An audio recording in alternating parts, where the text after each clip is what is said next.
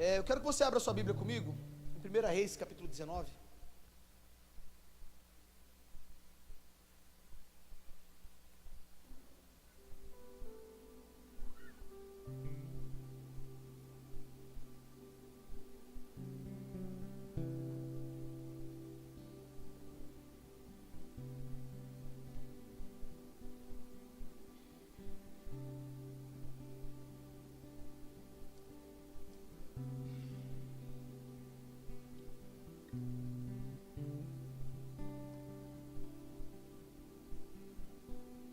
Reis 19, versículo 1.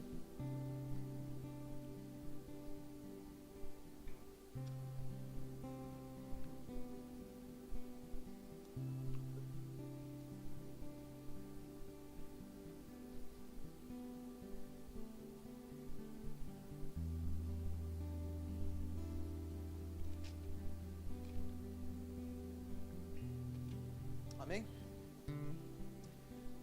1 Reis 19, versículo 1, diz assim: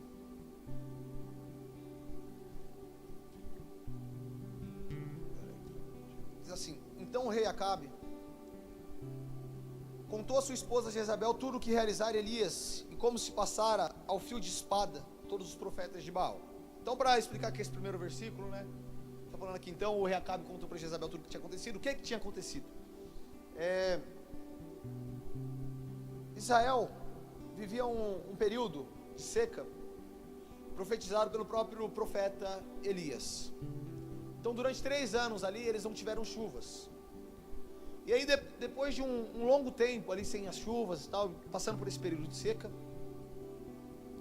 Elias, ele vai lá e desafia os profetas de Baal, no Monte Carmelo. E o desafio era: o Deus que fizer cair fogo dos céus, é o Deus verdadeiro. Então tinha ali os profetas de Baal, uma multidão de profetas, e tinha Eliseu, somente Eliseu como profeta enviado por Deus. E aí naquele momento ali, aqueles homens ficaram ali orando, e passaram a noite inteira tentando fazer cair fogo do céu, e nada do fogo cair. Depois de se encerrar todo o período de oração deles, Elias vai lá e se coloca em oração, e a Bíblia fala que depois dele jogar água sobre o altar, água que era algo que estava escasso naquela terra, ele joga água sobre o altar. Depois de ele lançar água sobre o altar, Deus ele derrama fogo nos céus, e ele incendeia ali todas aquelas lenhas que estavam sobre o altar. E nisso aí fica provado que Deus era Senhor sobre Israel. Então aí Elias dá uma ordem, e todos os profetas de Baal são mortos. Acabe e Jezabel, que eram reis, né, rei e rainha, eles sendo servos de Baal, eles ficam extremamente frustrados com aquilo que tinha acontecido, porque aí Elias vai lá e profetiza ainda que vai chover, e aí no mesmo dia começa a chover. Ele vai lá e manda avisar Acabe, fala: olha, vai chover. E aí começa a chover, aquela história lá da pequena nuvem no tamanho da mão de um homem, né, que ele vai lá, olha uma vez, olha 2 vezes, olha 3, olha 7 vezes para ver a nuvem, e aí quando aparece a nuvem começa a chover. Daí ele profetiza a chuva, e Acabe vendo tudo isso, ele fica frustrado, porque ele foi envergonhado diante de toda a sua nação. E aí nesse momento ele vai até Jezabel, que era a mulher dele, que maquinava planos maléficos, né? Uma mulher muito mal, aquela mulher vilã de novela da Globo, sabe? Aquele negócio bem, bem ruim mesmo. Aí no versículo 2 diz assim: diante disso, Jezabel mandou um mensageiro a Elias, com o seguinte recado: que os deuses me façam sofrer as piores desgraças, se até amanhã a esta hora eu não fizer com tua vida o que você fizeste com os profetas. Assim que Elias recebeu este aviso, fugiu para salvar a própria vida. Chegando a Berseba, que pertence a Judá, deixou ali o seu servo. Então ele vai lá e recebe uma ameaça. Jezabel fala: olha, se eu não fizer com você o que você fez aos profetas, até amanhã. Ela fala: então que eu perca a minha vida, mas eu juro pela minha vida que eu vou fazer isso com você. E aí no versículo 4 vai dizer, o Elias ele vai ficar com medo, né? No versículo 4 diz: quanto a ele, fez pelo deserto caminhada. De um dia foi sentar-se debaixo de um pé de giesta, uma espécie de arbusto, e ali orou pedindo para si a morte, dizendo: agora basta, ó Senhor, retira minha vida, pois não sou melhor que os meus pais. Deitou-se e dormiu ali mesmo, sob Egisto. Mas eis que um anjo tocou e disse: levanta-te e alimenta-te. Abriu os olhos, olhou ao redor, e eis que ali junto à sua cabeceira havia um pão quente que fora assado sobre as pedras em brasa, e uma vasilha com água fresca. Tendo comido e bebido, voltou-se a deitar. Então ele estava ali, aí ele falou assim: é melhor eu morrer. Ficou desanimado, triste, por causa que a mulher tinha ameaçado ele de morte. Falou: é melhor que eu morra, Senhor, recolha a minha vida, para mim não dá mais, para mim já basta e tal. E ficou triste, se entristeceu. Sabe aquele dia que você fica bem triste, você quer nem levantar da cama, quer ficar deitado ali, você fala: não vou nem levantar hoje, estou triste com o trabalho, é muita conta para pagar, eu desisto. Você fala: não adianta trabalhar, porque eu trabalho, e as contas parecem que aumentam ao invés de abaixar. Aí fala: eu desisto. Aí você fica deitado, aí daqui a pouco liga seu chefe, fala: você não vai vir para o trabalho hoje? Você fala: eu acordei mal, vou para o hospital e tal, aquela história, sabe?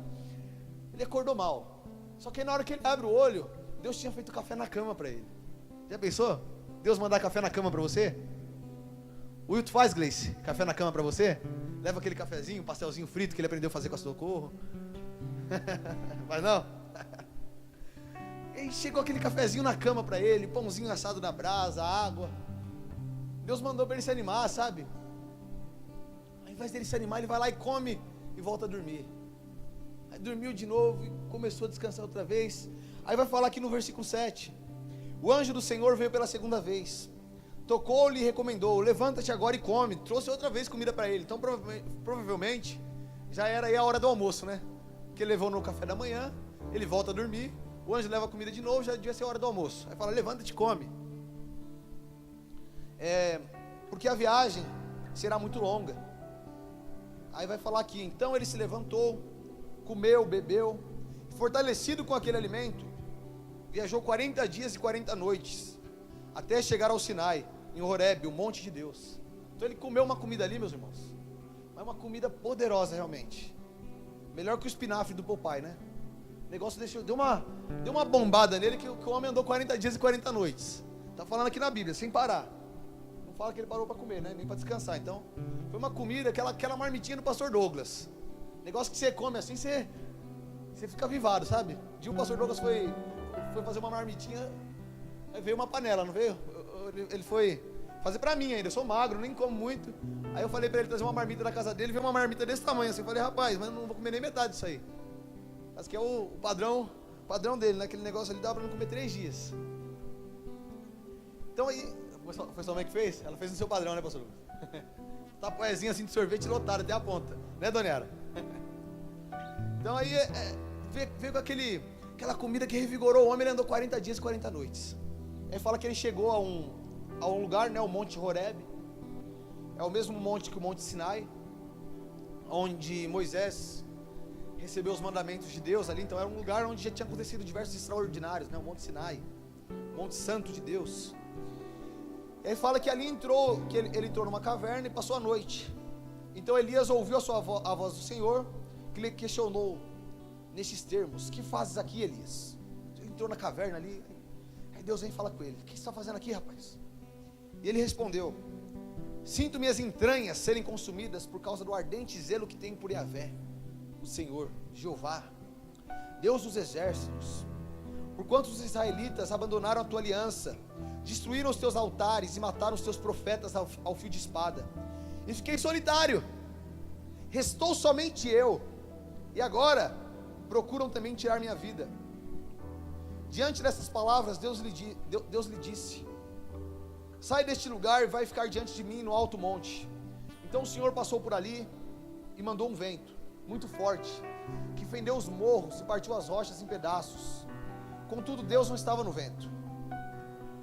Quando o vento arrefeceu e parou de soprar, ocorreu um forte terremoto. Porém o Senhor não estava no tremor das terras. Falando aí alguns fatos que aconteceram, né? Depois disso veio o fogo, e o Senhor também não estava no fogo. Depois do fogo veio um sussurro de brisa suave e tranquilo, né? E aí veio aquela brisa suave, tranquila. E assim que Elias percebeu aquele murmúrio, puxou sua capa para proteger o rosto e saiu e prostou-se à entrada da caverna. E uma voz lhe indagou: que fazes aqui, Elias? Mais uma vez, né? Perguntando. Ao que ele respondeu: sinto minhas entranhas serem consumidas por causa do ardente zelo que tenho pelo Senhor, Deus dos exércitos, porquanto os israelitas abandonaram a tua aliança, destruíram os teus altares, mataram os teus profetas, eu fiquei sozinho, somente eu, e agora procura também tirar a minha vida. Então o Senhor Deus lhe orientou: vai, retorna por onde viestes, para o deserto de Damasco. Quando você chegar, você vai ungir Hazael como rei da Síria, e a Jeú, aí vai falar aqui de alguns reis que ele vai ungir, né? E lá no versículo 18 vai dizer assim: mas perseverai Israel, persevere em Israel, 7.000 homens, todos os joelhos que não se dobraram diante de Baal, e todos aqueles cujas bocas não reverenciaram suas imagens, beijando-as. Elias partiu rapidamente dali e encontrou Eliseu, filho de Safate, que arava com 12 juntas de bois adiante dele, e ele estava com a 12ª. Elias se aproximou de Eliseu e lançou sua capa sobre ele. Então, deixando os bois, Eliseu correu até Elias e rogou-lhe: deixe-me abraçar, dar um beijo de despedida em meu pai e minha mãe, e então te seguirei. Elias lhe respondeu: vai e volta depressa, lembra-te do que fiz contigo. Então ele lançou a capa ali, né, que tinha um simbolismo. Ele estava chamando Eliseu para servir a ele. Ele lança a capa sobre Eliseu, e aí Eliseu fala: eu só vou despedir do meu pai, da minha mãe, eu já volto. Ele vai, aí fala que ele deixa o Elias, vai até os pais dele, né? Depois ele volta, ele apanha seu aparelho de bois e os mata. Ele queima o equipamento de arar para cozinhar a carne, serviu ao povo, e todos comeram. Depois partiu com Elias, tornando-se seu assistente e aprendiz.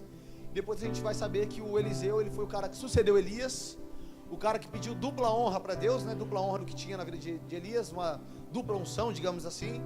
Deus concedeu isso a ele, e ele foi um homem extremamente usado para dar continuidade ao ministério que foi iniciado por Elias. Amém? Então, queridos, eu estava meditando sobre isso. Essa ministração já tinha pregado ela uma outra vez, não aqui na igreja, já há bastante tempo atrás, numa célula que eu fazia aqui na nossa igreja, mas era numa célula que eu fazia, culto familiar, na verdade, há uns 3 anos atrás. Deus falou comigo a respeito dessa mensagem novamente. Amém? Uma questão aqui primeiro que a gente deve notar. A gente vê que o Eliseu, ele era um homem que ele tinha experimentado o sobrenatural de Deus. Uma pessoa que tinha visto milagre, que tinha sido usado para realizar milagre. Uma pessoa que orou a Deus e caiu fogo do céu. Uma pessoa que orou a Deus e parou de chover durante 3 anos. Uma pessoa que orou a Deus e voltou a chover quando ele orou novamente. Então, a oração daquele homem era uma oração poderosa. Uma oração que não era simplesmente uma oração que ele fazia e caía em descrédito, mas era uma oração ouvida por Deus. E ele era um homem que possuía comunhão com Deus. Mas mesmo assim, queridos, ele não estava isento de viver os problemas comuns que todas as pessoas vivem. Não é porque ele orava a Deus e caía fogo do céu que ele não passaria por problemas. Não é porque ele orava a Deus e parava de chover que ele não passaria por problemas. Já imaginou, você chega aqui assim, você ora, você fala: hoje eu vou fazer uma oração aqui. Você ora e você fala: vai cair o céu aqui no Pimentas, vai alagar tudo. Por quê? Porque eu estou orando e estou falando, porque o povo é rebelde aqui, pronto. Aí dá o final do dia, caiu o céu no Pimentas, alagou tudo, está todo mundo desesperado, e todo mundo fala bem o que ele disse e tal. Queridos, esse era o tipo de palavra que tinha Elias. Ele mandava as pessoas fazerem as coisas, falava que as coisas aconteceriam, acontecia. Por quê? Porque ele era um profeta, um homem usado por Deus. Ele era a voz de Deus, boca de Deus aqui na terra. Amém? Então ele não estava fazendo uma coisa ali por glória própria, por amor próprio, digamos que por uma vontade de ter um status social, ou por se achar muito importante, ou por se achar muito poderoso. Não, ele fazia aquilo por ser um homem humilde, que estava a serviço de Deus aqui na terra. E mesmo ele estando a serviço de Deus, queridos, a gente vê que em determinado momento, depois dele realizar todos esses milagres, a gente estava lendo aqui o capítulo 19, a gente vê que ele recebe uma ameaça de morte. E mediante essa ameaça de morte, ele se desespera, ele fica amedrontado, e ele foge.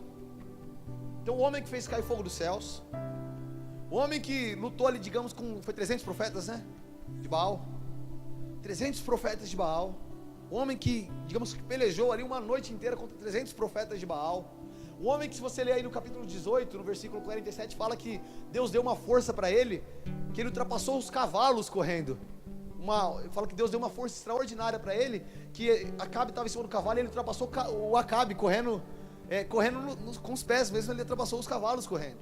Então o homem que tinha vivido um mover sobrenatural de Deus, um mover extraordinário, que vivia também o ordinário de Deus diariamente, mesmo assim esse homem foi amedrontado por uma mulher chamada Jezabel, que o ameaçou de morte. E, queridos, uma vida piedosa não nos isenta de viver tempos difíceis. Não é porque você ora todo dia, porque você lê a Bíblia todo dia, porque você pratica atos piedosos, ajuda as pessoas, evangeliza, ora pelas pessoas, atende as pessoas, abraça o seu próximo, se preocupa. Não é por isso que quer dizer que você vai viver uma vida sem dificuldades. E muitas vezes, quando acontece dificuldade, aí a gente já começa a se perguntar: ah, mas eu não estou orando, eu não estou lendo a Bíblia, eu não estou ajudando as pessoas, eu não estou fazendo isso, eu não estou fazendo aquilo, eu não estou ofertando, eu não estou dando cesta básica, por que eu estou passando por tudo isso? Aí o cara fala: ah, mas eu estou ajudando todo mundo, eu faço tudo por todo mundo e estou passando por problema financeiro. Não, queridos, isso não quer dizer que a gente não vai viver tempos difíceis. Então, Elias, ele passou por isso. Ele viveu tempos difíceis, ele passou por um tempo trabalhoso. E a Bíblia diz em 2 Timóteo capítulo 3, versículo 1, diz assim: sabe porém isto, que nos últimos dias sobrevirão sobre vocês tempos trabalhosos. Amém? A gente vive os últimos dias, e sobrevêm sobre nós tempos trabalhosos. Aquele homem, ele se amedrontou com o quê? Com uma ameaça de morte. Tenho certeza que todos nós que estamos aqui, sem exceção de um, se fosse ameaçado de morte, ficaria com medo. É verdade ou não é verdade? Imagina, chega alguém assim, não estou falando qualquer pessoa, estou falando uma pessoa perigosa realmente. O mano lá do bairro, lá, que mexe com droga, é dono do ponto, e sei lá o que, e é irmão, e isso e aquilo, o cara vai lá e te ameaça de morte. Rapaz, tem gente que até muda para o interior, some, desaparece assim, no outro dia o cara aparece na porta da casa da pessoa, está lá, já aluga-se. Tratar com o vizinho ainda, nem com o proprietário, tratar com o vizinho, porque o proprietário sumiu, desapareceu. Então é mais ou menos isso. Uma vez eu teve um tio meu, né, que ele foi ameaçado. Na verdade não foi ele, foi um amigo dele, né? O amigo dele foi ameaçado estava mexendo lá com os negócios errados lá, parece, hein? Botou um cara para trás, o cara ameaçou ele de morte, mas o cara desapareceu. Ninguém nunca mais soube notícia do cara, já tem uns 6 anos isso aí já. O cara sumiu, falaram que ele foi para o interior, o cara nunca mais apareceu, nem ligação tem mais. Sumiu o número dele, sumiu tudo. É medo. Então foi isso que aconteceu com Elias. Ameaçou de morte, o homem pegou as coisas dele e falou: vou para o deserto, vou me esconder. Sumiu. E aí ninguém sabia mais de Elias. Cadê Elias? Cadê Elias? Cadê Elias? E aí Deus vai atrás dele, porque ele para debaixo de uma árvore e fala: brincadeira, estou fazendo o negócio certo, acabei de profetizar ali, voltou a chover. Em vez do povo estar feliz, está chovendo na terra de novo agora, eles mandam matar eu. Aí ficou triste.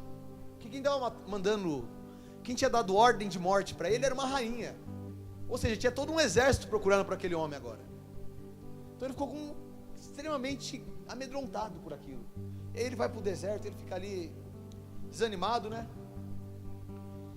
E mesmo conhecendo a fidelidade de Deus, ele estava passando ali por uma crise de identidade. Porque se ele soubesse ali, se ele, digamos que lembrasse, ele falava: eu sou o profeta, eu profetizei, eu desafiei todo mundo aí, eles não me mataram até hoje, então não vai ser agora que vai me matar, correto? Se ele tivesse essa convicção, ele não teria se amedrontado e fugido daquela forma. Mas o problema é que ele passou por uma crise de identidade. Ele começou a passar por um momento onde ele já não sabia mais quem ele era realmente. Porque ele era um homem que tinha uma função espiritual, a função de profetizar. E naquele momento, em 1 Reis 19, se você for ler o versículo ali, o versículo 4, se não me engano, você vai ver que ele, mesmo passando por isso, ele perde a convicção de que ele era uma pessoa espiritual. Ele perde a convicção e ele fala assim: é melhor que eu morra, porque agora eu sou mais medíocre do que os meus pais. Quando ele fala que ele era mais medíocre do que os pais dele, ele estava querendo falar que ele era uma pessoa totalmente comum, uma pessoa sem uma função espiritual que ele tinha de ser profeta, que ele já não tinha mais ali, digamos que um poder para lutar contra aquele rei. contra aquela rainha. Então ele estava se esquecendo daquilo que ele era realmente, do chamado que ele tinha de Deus. E queridos, muitas vezes nós podemos passar também por essa crise de identidade. Quantas vezes a gente não fica desanimado, a gente não meio que quer desistir de tudo, e aí você começa a esquecer daquilo que Deus já falou com você, você começa a esquecer daquilo que Deus já te fez enfrentar, das lutas que Deus já te fez vencer, aí você fica desanimado, aí você deita numa cama e fala, eu não quero mais fazer nada, aí você vai fazer as coisas que você tem que fazer, mas você está desanimado, você fala, não vai ter resultado nenhum, e na sua mente está aquele negócio, você lembra que eu estou fazendo isso, desanimado, um desânimo, porque você não acredita mais naquilo que você está fazendo. Queridos, ele passou por isso, nós passamos por isso também muitas vezes. É verdade ou não é verdade? Muitas vezes nós passamos por isso. Aquele momento que você olha, você fala, será que tem motivo nisso? Não sei se vocês já se colocaram nisso, e isso inclusive é uma coisa muito saudável ser feita, essa análise, né? Digamos que esse autoexame. Você olha assim, você fala, será que tem sentido nisso que eu estou fazendo? Será que isso que eu estou fazendo está tendo algum fruto? Será que isso que eu estou fazendo é algo benéfico, é algo bom? Se tem um propósito realmente? Muitas vezes nós nos pegamos nessa posição, que é uma crise de identidade, onde nós estamos realmente nos descobrindo novamente, descobrindo aquilo que Deus ele espera de nós novamente, digamos que reforçando aquilo que Deus ele já falou conosco. E Elias estava passando por aquilo, só que ele começa a ficar desanimado, e quer desistir, quer morrer, e começa a fazer aquele show, né? Aí Deus coloca o anjo lá, e o anjo vai lá e fala com ele, e Deus ele vai animar ele, porque, queridos, é um engano nosso achar que nós vamos ficar desanimados. Deus vai ficar olhando a gente lá desanimados, e ele não vai se preocupar com cada um de nós, porque ele cuida da gente, amém? A Bíblia fala, lançando sobre ele toda a nossa ansiedade, todos os nossos problemas, né, nossa inquietação, porque ele tem cuidado de nós. Glória a Deus, amados. E em Coríntios a Bíblia vai falar, né,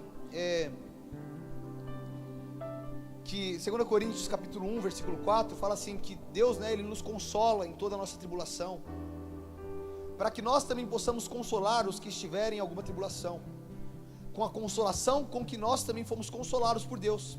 Porque como as aflições de Cristo são abundantes em nós, assim também é abundante a nossa consolação por meio de Cristo. Amém? Então está falando aqui, se nós temos abundância em tribulação, se nós temos grandes problemas, grandes dificuldades, coisas que acontecem conosco a todo tempo e tentam nos desanimar, ao mesmo tempo nós temos Deus ao nosso lado nos consolando. A Bíblia nos diz que Ele nos envia o Consolador, que é o Espírito Santo, para que o Espírito Santo possa consolar a nossa vida. Então, queridos, quando nós estamos tristes, a Bíblia fala que o Espírito Santo ele intercede por nós, através de gemidos inexprimíveis. Quando nós choramos, Deus ele enxerga a nossa tristeza. A Bíblia fala lá da mãe de Ismael, né, que ela estava na beirada do poço, e ela começa a chorar, e ela começa a chorar, e Deus ele envia um anjo, porque Deus estava ouvindo o choro dela. A Bíblia vai falar da mãe de Samuel, a Ana, que quando ela começa a chorar, e ela começa a falar palavras ali que não eram audíveis pela boca, e chega ali o Eli, e até pergunta se ela estava bêbada. A Bíblia fala que enquanto ela orava, chorava ali, e falava palavras que não eram audíveis aos homens, naquele momento Deus estava escutando ela, Deus estava respondendo às orações dela. Então, queridos, nós temos exemplos na Bíblia, que nos momentos de fraqueza, Deus é o nosso consolo. Nos momentos de dificuldade, Deus ele está ao nosso lado. Então a primeira coisa que nós podemos concluir aqui, é que quando nós estamos fracos, tristes, cansados, nós não estamos sozinhos. Porque Elias ele estava falando aqui uma coisa, eu estou sozinho, não tem mais ninguém comigo, mas Deus estava ao lado dele, meu querido, assim como Deus está ao nosso lado também. Nós temos que ter essa consciência, de que quando nós estamos fracos, quando nós estamos, digamos que nos sentindo ali, naquele momento de fraqueza, de dor, de angústia, tem momentos que somente Deus ele nos consola. A gente teve essa tragédia recente, Suzano. O que uma pessoa vai falar para uma mãe para consolar ela? Uma mãe que perdeu seu filho numa tragédia, você acha que é a palavra que possa consolar? Um dia eu fui numa casa de uma mãe que tinha perdido seu filho há um mês. Uma moça da igreja me falou do caso. Ela falou assim, você não pode ir na casa dessa moça comigo e tal. Eu fui lá fazer a visita para ela. E a história foi mais ou menos assim. Essa moça, ela morava numa casa, numa beirada de uma avenida. E aí ela não deixava o filho dela sair na rua. O filho dela tinha 11 anos de idade. Ela não deixava o filho dela sair na rua pra nada. E aí o filho dela só saía acompanhado, né, no caso. Aí ela vai lá e pede pro filho dela ir no bar do lado da casa dela comprar, que o filho dela queria comprar doce, então ela deixa ele ir no bar do lado da casa dela comprar esses doces. E quando o menino tá saindo, ele era na mesma calçada do bar, do lado da casa realmente. Quando o menino tá saindo, ele abre o portão, ele tá andando aqui na calçada, para entrar no bar, um carro vem e pega ele, em cima da calçada. E o menino morre. Eu fui lá para conversar com a mãe, mas não havia palavras que pudessem consolar ela.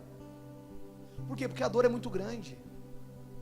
Porque a dor de ter perdido, a perda de alguém que é muito precioso, não tem alguma coisa ali que possa consolar. E nesse momento, querido, é somente Deus no nosso coração que nos dá força para conseguir suportar isso. Por quê? Porque são palavras não podem explicar, palavras não podem consolar. Às vezes um abraço vai ajudar assim, uma palavra vai ajudar assim, mas tudo isso não pode proporcionar um consolo. Mas tem um sentimento inexplicável, que é o sentimento do amor de Deus por nós. E o sentimento desse amor que nos cobre é o que nos dá força muitas vezes, quando palavras não nos consolam, quando pessoas não nos consolam, quando abraços não nos consolam. Tem um sentimento do amor de Deus que consegue nos manter firmes e consolados, nos dando forças para continuar. Glória a Deus, amados. Então nós precisamos entender isso, que o Espírito Santo ele está ao nosso lado, e Ele é o nosso consolo quando nós passamos por dificuldades. Amém? Claro, nós temos os nossos irmãos, nós temos o corpo de Cristo, nós temos a comunhão entre os irmãos. Só que tem momentos, querido, que é só a gente e Deus, que não existe intermediário, que não existe pessoas ao lado. Tem momento que é um encontro que nós temos que ter com Deus. É que nem você falasse para uma pessoa: eu quero que é um exemplo aqui, eu quero que o Rodrigo se converta. O Rodrigo é um cara do mundo, que ele tá indo até o baile funk, tá requebrando até o chão, né, Rodrigo? Dançando aqueles passos, e fumando narguilha e por aí vai, e tá todo acabado no mundo. Deus o livre, né, Rodrigo, de fazer essas coisas. Mas aí o camarada tá fazendo tudo isso. Aí você fala: eu quero que ele se converta. Aí você vai lá, você pode usar a palavra que for, você pode usar o meio que for, você pode dar o abraço que for. Se a pessoa não estiver disposta, se ela não tiver um encontro pessoal com Deus, um encontro da identidade dela, de descobrir quem ela é, através de encontrar Jesus, se ela não tiver esse momento de descobrir Jesus, então se descobrir nele, né? Até a música ela fala ser achado nele, né? Se essa pessoa não conseguir ser encontrada através de Jesus, querido, não tem palavras que nós possamos dizer que vai mudar a atitude dela. Você pode colocar o melhor psicólogo, o melhor coaching, você pode colocar lá o melhor motivador, pode colocar quem for. Chama Leandro Carnal, chama Mário Sérgio Cortella, chama Cláudio Duarte, chama mais quem, Vinícius? Chico Xavier, chama todo mundo, pode chamar todo mundo, que ninguém vai dar jeito no cabra. Mas, querido, quando há uma simples palavra de Jesus, para a qual a pessoa abre o coração, naquele momento, essa pessoa ela vai ter a vida dela transformada. Glória a Deus. Porque isso é um encontro que nós temos com Jesus. E ali naquele momento, Deus ele começa a reanimar Elias. E é o que Paulo fala: Deus ele nos consola, para que nós, sendo consolados, possamos consolar outras pessoas também. Ou seja, Deus ele te dá forças, para que você possa encontrar um cara que está sem forças e ajudar ele a ter forças também, e proporcionar experiência com Deus para que essa pessoa encontre forças também. E aí, queridos, Deus ele tem essa paciência conosco. Mas por quê? No Salmo 103, no versículo 14, a Bíblia vai dizer: porque Deus ele conhece, pois ele conhece a nossa estrutura, e ele lembra-se de que nós somos pó. Glória a Deus. Olha para quem está do seu lado, fala para essa pessoa: não se acha não, meu querido, você é pó. Você é pó, Vinícius, não se gaba muito não. Amém? Nós temos que saber, essa é a nossa estrutura, nós somos pó. Aí a pessoa fala assim: não, mas como assim? A Bíblia fala: o homem veio do pó e do pó ao pó tornará. A Bíblia fala que o homem foi formado ali do barro. Uma pessoa, quando ela morre, ela entra em estado de putrefação, que fala? Putrefação, e Para onde que ela volta? Ela volta para debaixo da terra, porque os animais, os bichinhos, os vermes invadem ali todo aquela caixa onde o morto está dentro, né? E levam todo o corpo dele embora para a terra novamente. Ela volta para o pó. Então nós voltamos para o pó, nós viemos do pó, nós voltaremos ao pó. Mas nós temos uma esperança de um dia termos um corpo novo, que não é esse corpo que vai voltar para o pó, mas um corpo glorificado. Então nós temos essa esperança, porque esse corpo aqui, ele vai ter um fim, mas nós ganharemos um novo corpo, para que nós possamos habitar com Jesus. Glória a Deus. Querido, nós conhecemos nossa estrutura enquanto homens, nessa vida. Nós somos fracos, nós somos sujeitos a tristezas. Às vezes você não consegue explicar, você fica triste e não sabe porquê. Às vezes você está às vezes alguém fala uma coisinha para você, uma coisa besta, aí você já se estressa, e o nervo já sobe, e aquela coisa, e você fica aquele negócio, você quer brigar, você quer falar alto, e você tenta se controlar, porque nós somos carnais. Às vezes sua razão está falando uma coisa, se controla. Sua razão está falando, calma. Sua razão está falando, vamos lá, domínio próprio. Só que no seu corpo está falando, vai, fala. E parece que aquele anjo mau é aquele anjo bom que está um do lado, outro do outro, né? Naquele mesmo momento que você quer ser uma pessoa extremamente boa, que é o que Paulo vai falar, que o bem que eu quero fazer, esse eu não faço, mas o mal que eu não quero fazer, esse eu acabo cometendo. Então, queridos, muitas vezes a gente fala assim, não, porque eu sou forte, eu sou racional, eu isso, eu aquilo e tal, e o nosso problema é a autossuficiência. Muitas vezes nós somos autossuficientes, e quando nós somos autossuficientes, nós deixamos de depender de Deus, e quando nós deixamos de depender de Deus, nós começamos a andar por conta própria, e nós sozinhos não temos força. Então, queridos, nós precisamos carregar em nós a convicção, entender a nossa estrutura, saber que nós somos pó e que nós precisamos do suporte diário de Deus em nossas vidas. A oração diária, a leitura diária, a piedade, tudo isso contribui para que nós possamos levar uma vida santa.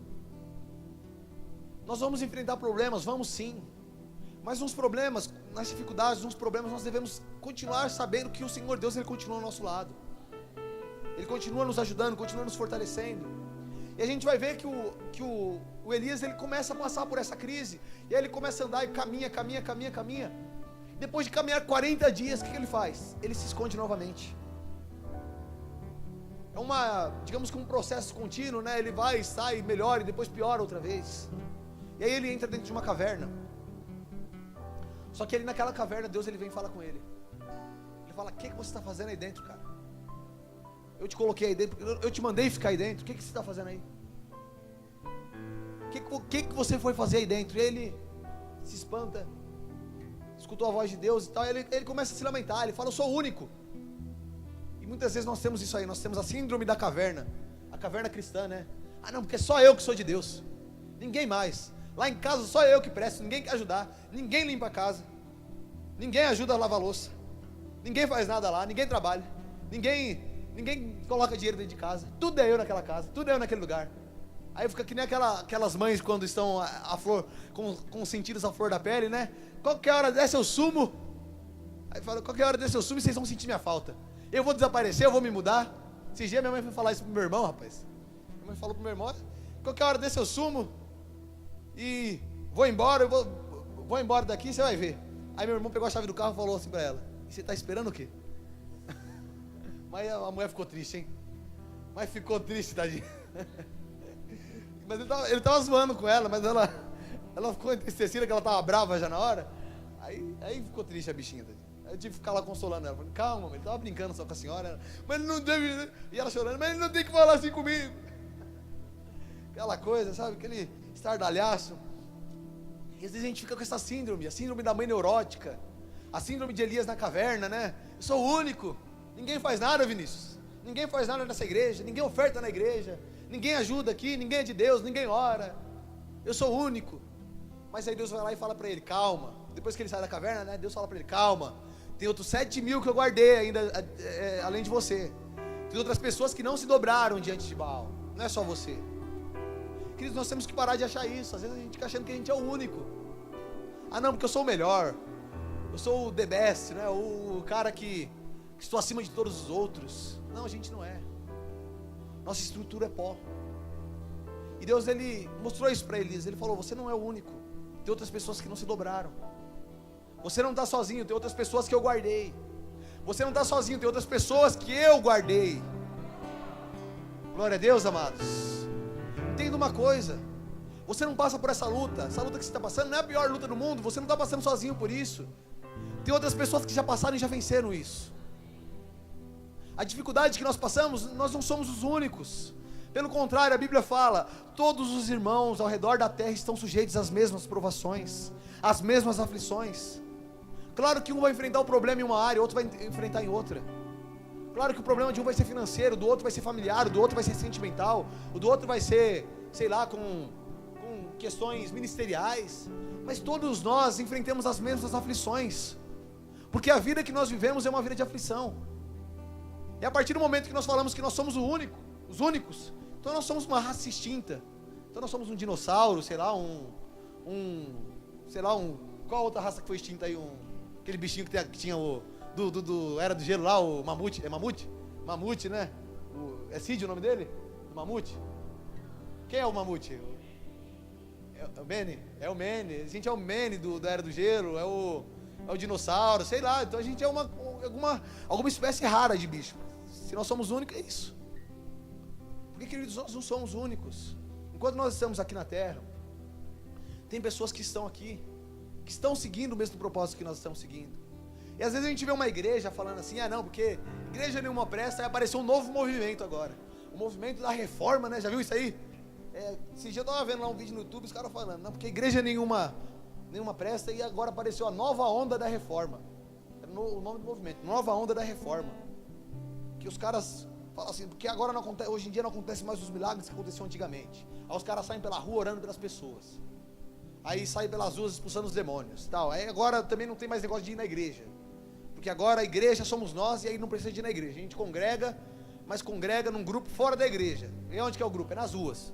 Mas acaba agindo como igreja do mesmo jeito, né? Porque está congregando junto, e é um grupo de pessoas. A igreja não se define por paredes. Então, aí a pessoa surge com um novo movimento, é o novo movimento da reforma. E aí coloca em descrédito o que igrejas batistas fizeram há séculos, fazem, né? Há séculos. Igrejas presbiterianas, igrejas que vêm da reforma protestante, igrejas que estão aí espalhadas pelo Brasil há anos e anos e anos, levando o evangelho de Cristo, salvando muitas pessoas. E aí chega alguém falando que agora que está tudo errado e que só ele que é o certo. É incrível isso. Nós não devemos dar ouvido a essas vozes. Por quê? Porque essas vozes é a caverna de Elias. É a síndrome da caverna de Elias. É as pessoas que acham que são únicas, que acham que estão sozinhas, que acham que ninguém mais presta. Você vê muita mulher frustrada falando isso aí, né? A mulher se frustra, aí ela fala o quê? Homem nenhum presta. Um dia minha mãe falou isso aí pra mim: homem nenhum presta. Eu falei: mas eu sou homem, mãe. Ela falou: mas é diferente, você é meu filho.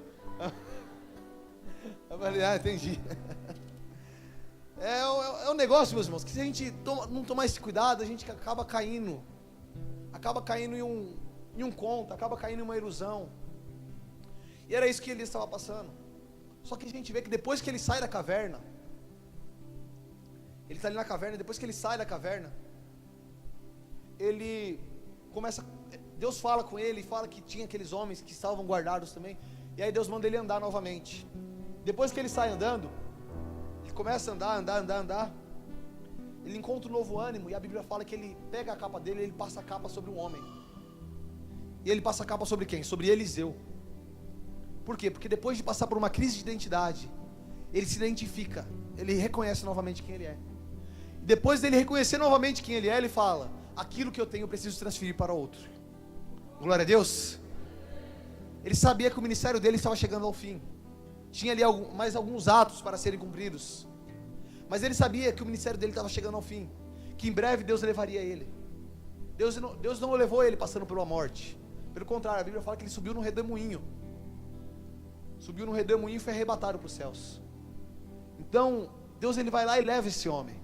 Mas ele sabia que o ministério dele estava acabando. Então ele falava: aquilo que eu tenho, aquilo que eu faço, não pode morrer em mim.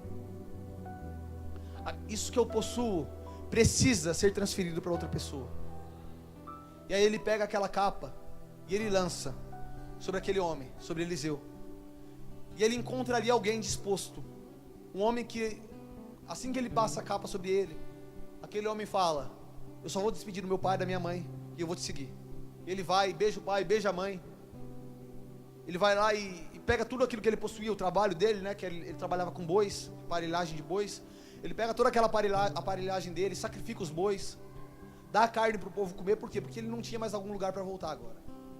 A partir desse momento, ele estaria seguindo Elias e seguindo o chamado que Deus tinha revelado a Elias e que agora era um chamado para Eliseu. Ele começa a seguir Elias. E depois de um tempo a gente sabe quem se torna Eliseu, que se torna um dos maiores profetas ali do Antigo Testamento, juntamente de Elias. Então ele consegue desenvolver o ministério, mas por quê? Porque o Elias, ele se encontra novamente. E queridos, quando nós passamos por momentos difíceis, quando nós passamos por crise de identidade, nós precisamos de saber que a nossa vitória sobre isso que nós estamos passando, que nós conseguindo, digamos que vencer essa crise de identidade, não estou falando de vencer, de vitória, aquele negócio que você tem que sair vencedor, que você não pode ser derrotado, que isso, que aquilo, não estou falando disso. Eu estou falando de você conseguir se encontrar em Cristo, ter a sua identidade em Cristo e descobrir aquilo que Ele espera de você, porque isso é a vitória para nós, é vencer o mundo, fazendo aquilo que Cristo espera de nós, amém? Quando nós conseguimos descobrir isso, vencer o mundo dessa forma, queridos, pessoas que dependem de nós são tocadas, pessoas que dependem de nós são encontradas, pessoas que dependem de nós são transformadas e são mudadas.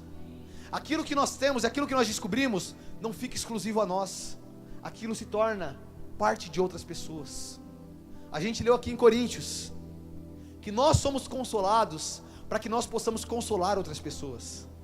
Ou seja, nós estamos sendo encontrados para que nós possamos também encontrar outras pessoas. Glória a Deus. Então, queridos, entenda isso. Ele foi encontrado, ele foi consolado, e depois que ele é encontrado, depois que ele se encontra novamente, ele é usado para encontrar Eliseu. Depois que ele é encontrado novamente, ele é usado para transferir aquele ministério que ele tinha para Eliseu. E queridos, se nós permitirmos que o Espírito Santo nos encontre, se nós permitirmos que o Senhor Deus nos molde segundo a vontade dEle, se nós nos permitirmos ser achados, encontrados em Cristo, Ele também vai nos usar para encontrar outras pessoas. E aí às vezes aquilo que a gente nem imagina, aquilo que a gente não planeja, aquela pessoa que a gente nunca imaginou, aquela pessoa poderá ter uma experiência com Cristo através da nossa vida. O tema da ministração é: onde está Elias?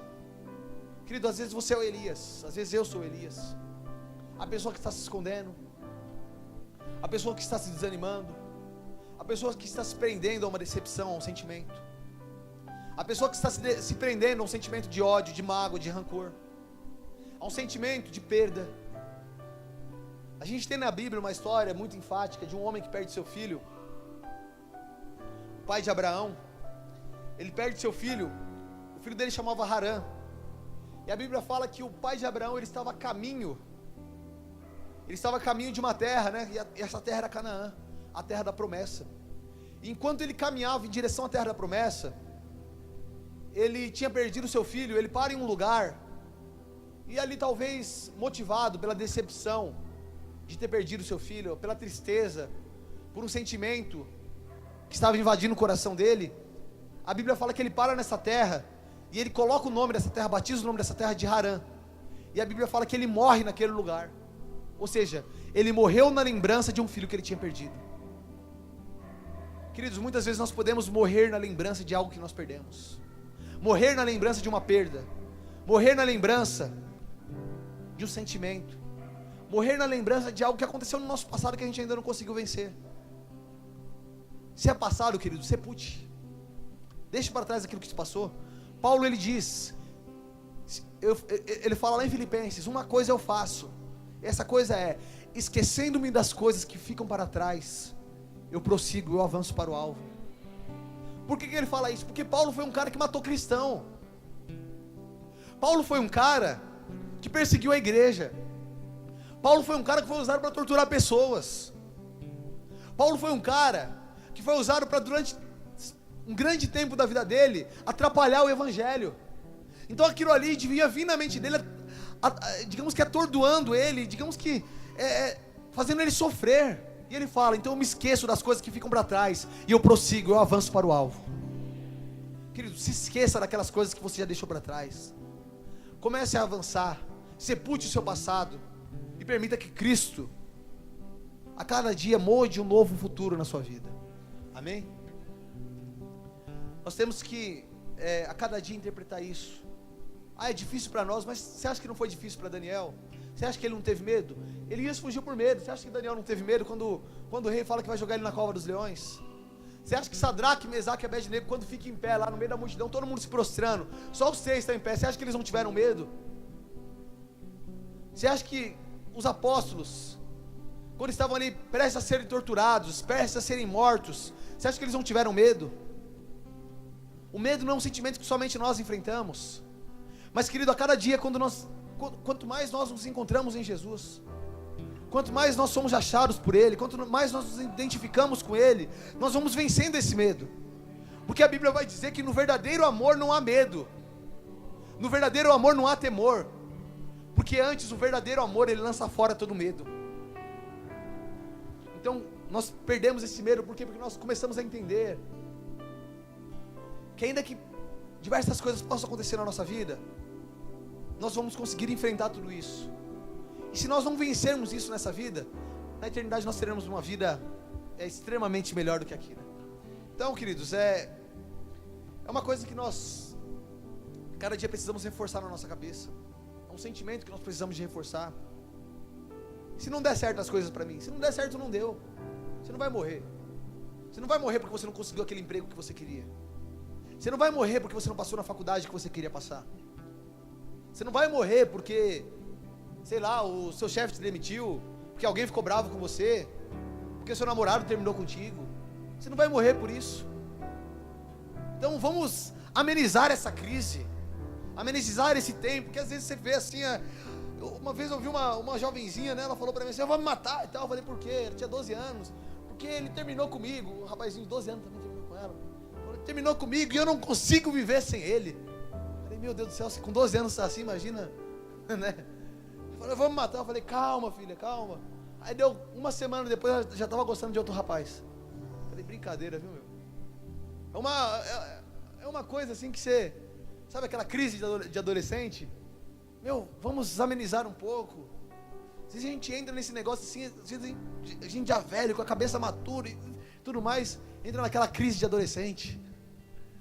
Então, queridos, vamos amenizar um pouco, vamos ser mais racionais, saber que Cristo ele tem cuidado de nós, Ele tem guardado a nossa vida. Não viva preso na ansiedade, não viva preso a uma vida, digamos que coberta por preocupações. Permita que Cristo molde seu coração a cada dia. Amém? É isso que eu queria trazer para vocês aqui nessa noite. Glória a Deus. Olha para quem está do seu lado e fala: querido, não se esconda. Amém? O Elias estava escondido, querido, não se esconda. Não se esconda, pastor Douglas, não se esconda. Não se esconda, Vitinho. Quando o pastor pede para você abrir o culto, fala: eu vou abrir o culto, pastor. Amém?